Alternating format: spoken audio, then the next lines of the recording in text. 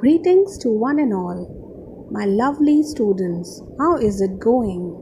Hope you all are safe and sound. Once again, welcome back to English class. In today's class, we are going to learn something very interesting and also very important in grammar. Before we move to the topic, let us first understand what is a sentence. A sentence is a group of words containing a subject and a verb. A sentence must make a sense. For example, the dog ate the cake. Who ate the cake? The dog. So the dog is the subject here.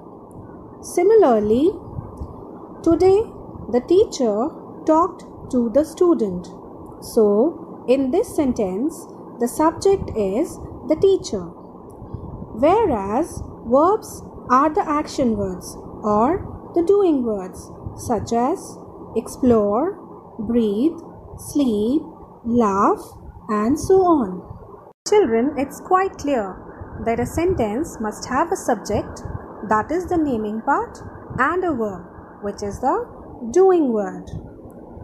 Are you sometimes wondering whether to use a singular verb or a plural verb with certain nouns? Are you unsure what type of verbs to use with indefinite pronouns such as everybody or someone? Well, join me in this class to learn these tricky cases. So, today's topic is subject-verb agreement. Subject-verb agreement in simple language means for making a sentence grammatically correct, a verb must agree with its subject. That is to say, singular subject must have singular verb and plural subject must have plural verb. This is the most basic rule. So again I will repeat. Singular subject must have singular verb and plural subject must have plural verb. Now, let's look into some examples to make things clear. First of all, let's see the examples where subject is singular. First sentence, that monkey eats banana. So here, that monkey is a singular subject. That is why we have added an S to the verb to make it singular. In the same way, this car goes fast. Here, the subject, this car, is a singular subject.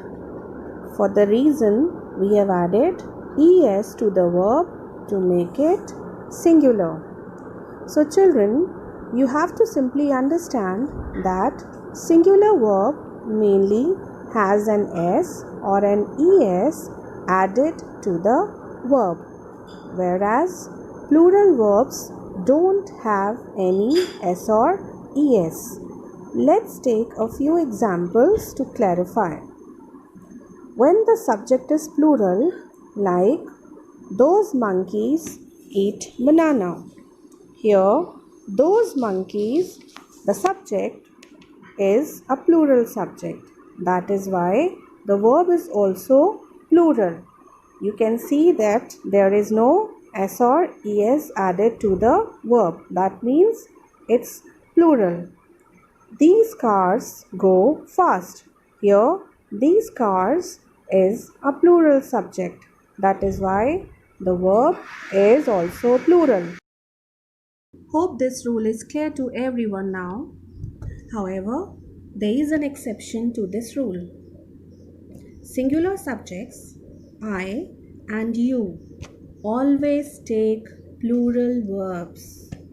Okay, I repeat, singular subjects, I and you, always take plural verbs. That means we do not add any S or ES with the verbs when the subjects are I and you, and that's an exception.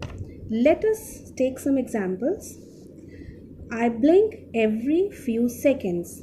So, here the subject is I which is in singular form, but the verb is in plural form. Same way, you eat frequently. That's why you are obese.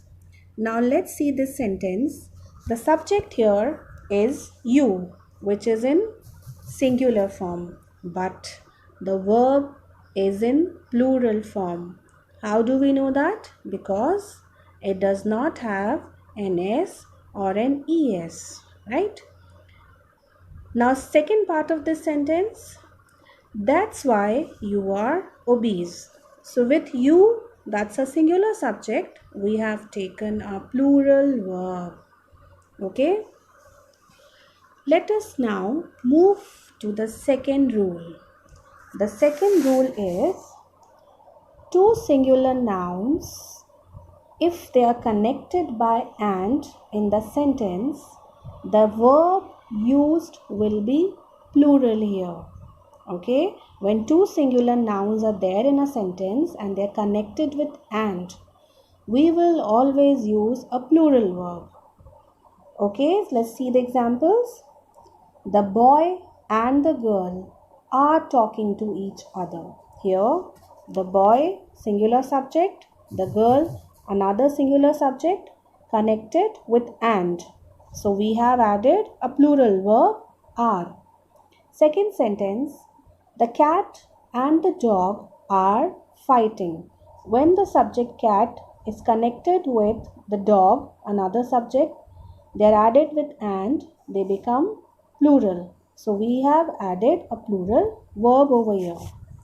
Same way, the third sentence, the cow and the pig are jumping over the moon.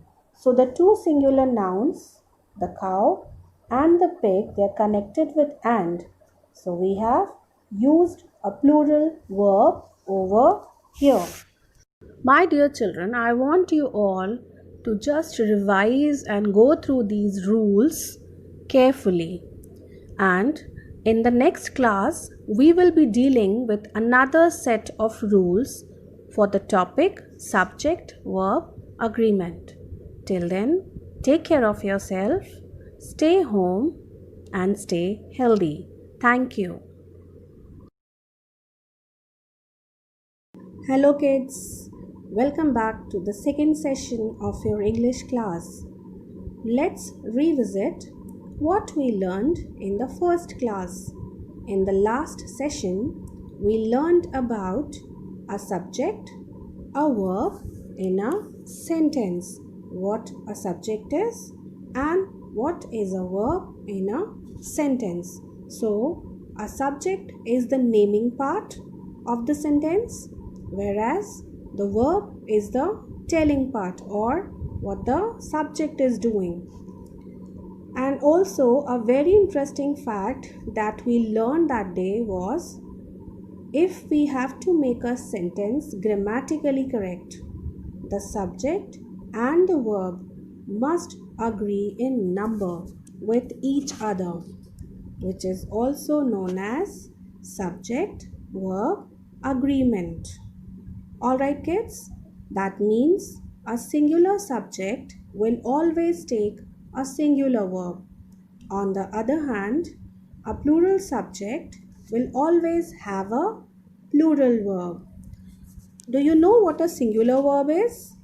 A singular verb has an S or ES joined to it, whereas plural verbs do not have any S or ES. Now, that's not enough, children. There are several other rules that have to be kept in mind for subject verb agreement. In today's class, let's learn these rules. So, here we go. Number 1. Two singular subjects connected with either or neither nor require a singular verb.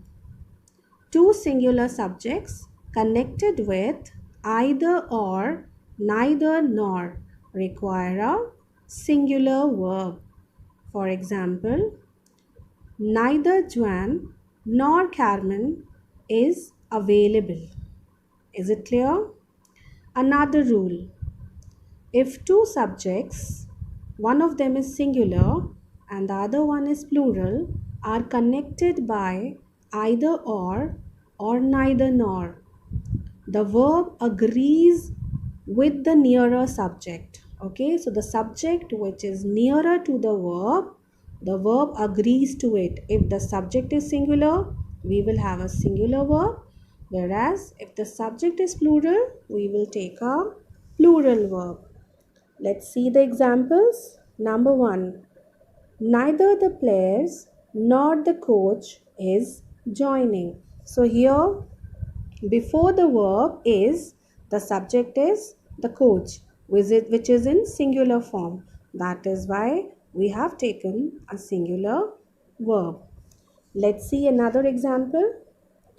Either the conductor or the singers are attending the concert.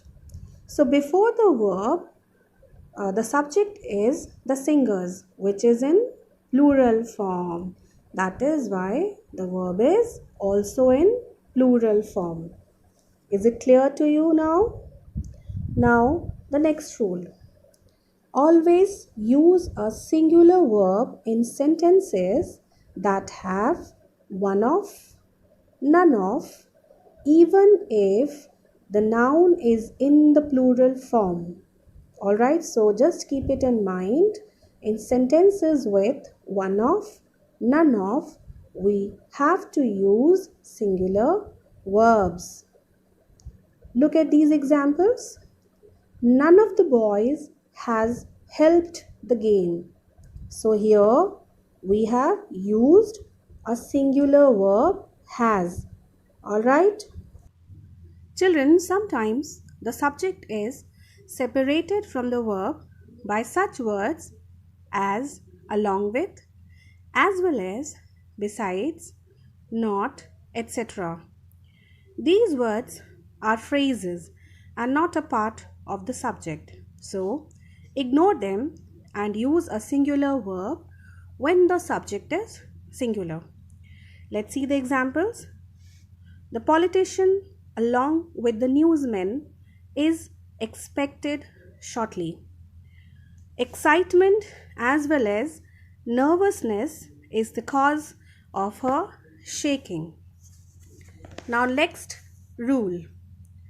The pronouns each, everyone, everybody, anyone, anybody, someone, and somebody are singular and require singular verbs. Let's see the examples. Each of the girls sings well.